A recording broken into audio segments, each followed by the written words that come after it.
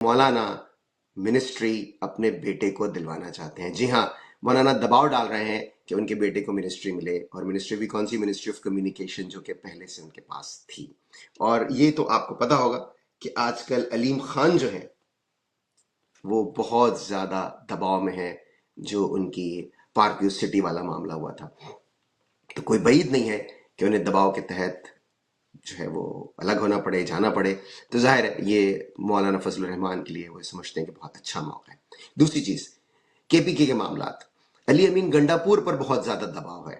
علی امین گنڈا پور پر پارٹی کی طرف سے بھی دباؤ ہے. عمران خان بار بار انہیں بلاتے ہیں، ظاہر ہے وہ ملنے کے لیے نہیں جا رہے.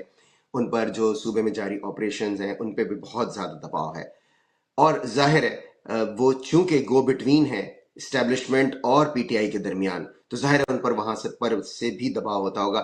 تو علی امین گنڈا پور کی جو حالت ہے سو وہ بہت مخدوش ہے، اور کسی بھی لمحے کچھ بھی ہو سکتا ہے پی ٹی آئی کے ساتھ، علی امین گنڈا پور کے ساتھ.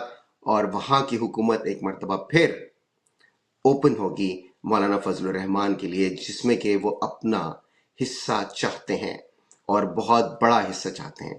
تو اس لیے اب مولانا دوبارہ متحرک اس لیے ہوئے ہیں کہ وہ چاہتے ہیں کہ یا شیخ ادھر بھی دیکھ، یعنی ان کی طرف بھی دیکھا جائے، ان کی بات بھی سنی جائے.